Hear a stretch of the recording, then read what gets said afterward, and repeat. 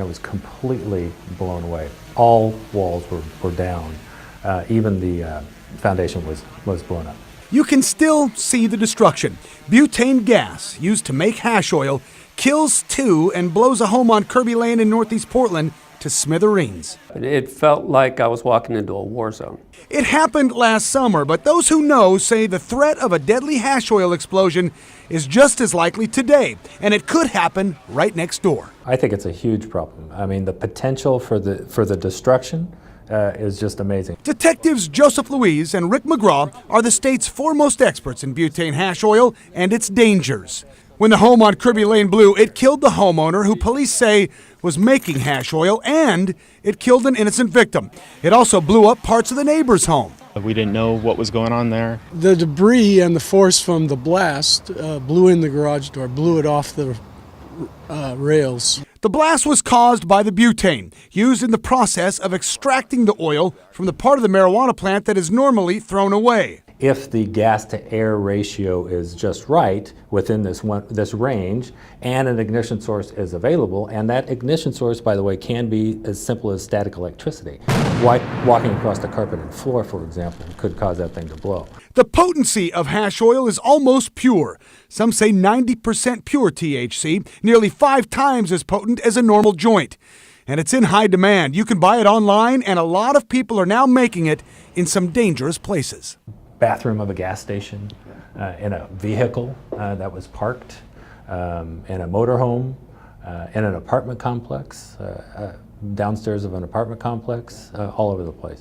Knowing what I know, I would be going after butane sales and the extent of the butane sales. Investigators say making hash oil is so common because butane gas is so available, like these cans found at the explosion in Northeast Portland. Large number of cans, 400 plus cans, 300 milliliter cans. And remember, one 300 milliliter can of butane will refill a cigarette lighter for several years. But hash oil makers are buying it by the caseload at convenience stores and head shops all over town. We were able to buy a case in 5 minutes, no questions asked. There's an enormous amount of it being sold. So you can assume that an enormous amount of it is being produced somewhere in your neighborhood. If they could limit sales, I think that would be just like taking ephedrine away from the meth production. But until something is done, cooking hash oil is likely to continue. And like those who saw their neighborhood blow up, I had no idea that somebody would be running that kind of business. The best advice may be to keep an eye out. I think people need to know who their neighbors are and pay attention.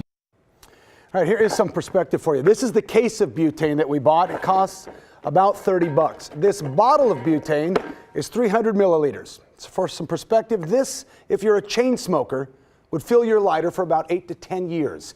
There is enough gas here to cause a significant explosion. Imagine this blowing up in a gas station bathroom close to some gas pumps or in the bottom floor of a multi-story apartment complex. Deadly, and detectives have made arrests in both of those locations. We've seen what it can do. So, Chris, I know the Oregon Liquor Control Commission is in charge of the marijuana industry in this state. So what do they say? Well, they do a good job, and it's a big issue. The OLCC says most marijuana retailers sell hash oil, but that's about 530 shops. There are only a few processors that extract it because it is an expensive investment in equipment to extract it and make hash oil. The OLCC has a very extensive seed-to-sale tracking system, but butane hash oil is a different ballgame. Compliance by the OLCC has been compliant-based and complaint-based. But the agency told me today the state is now heading in a different direction, proactive enforcement, meaning if a shop is selling hash oil, it's got to be from a licensed processor.